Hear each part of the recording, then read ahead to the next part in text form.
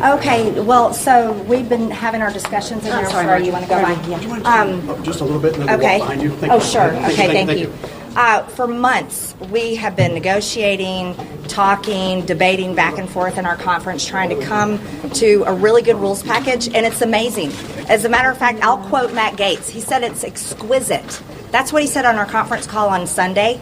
But in that conference meeting there, we found out that there were several members, 3 in fact, that went in last night and were demanding positions for themselves, demanding gavel positions, demanding subcommittees, demanding for people to be taken off committees and people to be put on committees.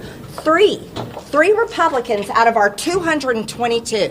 I want you all to know I have not done that for myself. The only thing I have done is debate and request and argue amongst my peers for the right things, for the rules package and for our agenda for the American people.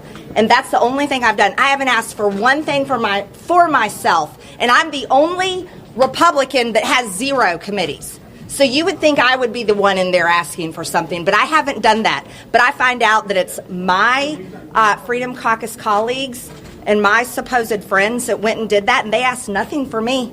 Nothing. That's what I found out in there. I am furious. Well, let me tell you something. While the conservatives that the base supports and believes in, let me remind everyone, they're not perfect either. Scott Perry, before his general election, refused to vote against the bill that was all about the gay marriage bill. He didn't. He refused to vote against it. He voted for it. Then, when it came back around after his election, he was able to vote against it. Conservatives would not like that.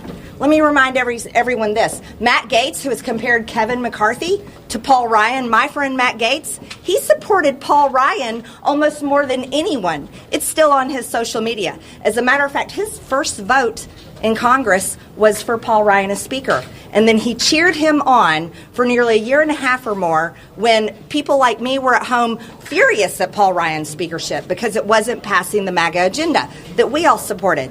Chip Roy, he refused to object on January 6th. That's not what our base wanted. He also set out the vote for the January 6th committee. There's many more. Bob Good, $2 million from Kevin McCarthy to get elected. Lauren Boebert, under $2 million from Kevin McCarthy to get elected. Many more people have taken Kevin McCarthy's money to get elected, and then there's a few of them that don't want to support him as Speaker. So imagine that. This is not anything about the country. This is all about never Kevin. They just don't like Kevin McCarthy. And you cannot be successful in anything if you aren't able to walk in a room, make what you want, and get a deal done, and then walk away with the W and get to work and not worry about who you like and who you don't like. This is not about prom king. This is not about a pastor. This is about electing a person to sit in the speaker chair so that we can all get to work. And out of 222 Republicans, let me remind everyone, there's 218 votes to get something passed. That means all of us are powerful, every single faction in the Republican Party.